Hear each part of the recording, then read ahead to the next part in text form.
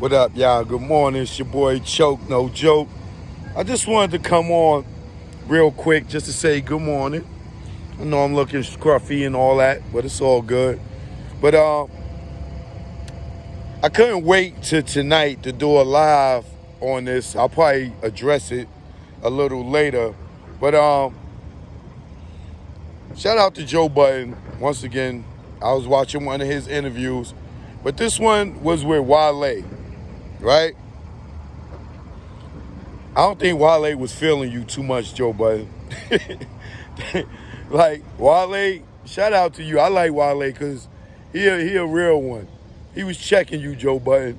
He was checking you with all the fake stuff. But that ain't why I came on. Why I did come on was for this reason here. In the interview with Joe Budden and Wale was being politically correct in some situations. I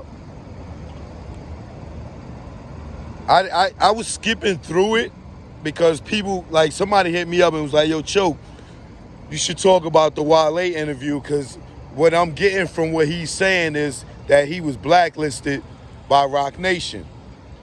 So I went and looked at the interview, but I kind of like skipped through it, you know what I'm saying? Because it was like an hour and a half because I was trying to get to see what the somebody was talking about. But what I did catch was Joe Budden asked Wale about Interscope. He was like, yo, when you was at Interscope, you know, I noticed once you left Atlantic, I have not seen you at the Roc Nation brunch one time. So instead of Wale keeping it funky, this is where I feel like he was keeping it politically correct and just be like, yo, I don't rock with them. They don't rock with me. And that's that. And if he is not at Atlantic and he had problems with Atlantic, of course Roc Nation is not going to rock with him because Roc Nation and Atlantic is one and the same. They crew, they family. So they not going to rock with Wale if he not at the label. What I didn't understand is why would Wale sign to Warner Brothers if he left Atlantic? Because Atlantic and Warner Brothers is under the same umbrella.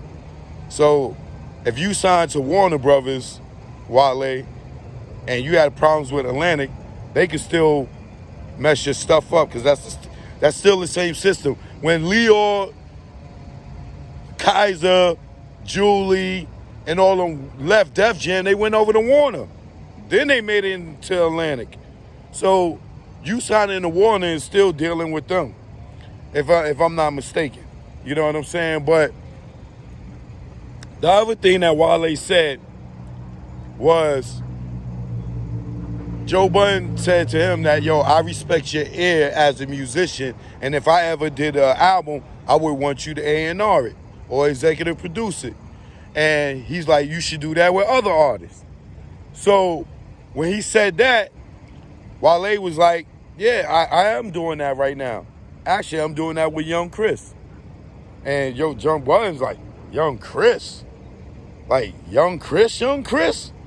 He really wanted to be like, oh, why are you working with him? But he like, yeah, Young Chris. So Budden's like, yo, you know, I always like Young Chris. We all know Young Chris is nice. It ain't no question in our mind Young Chris is nice.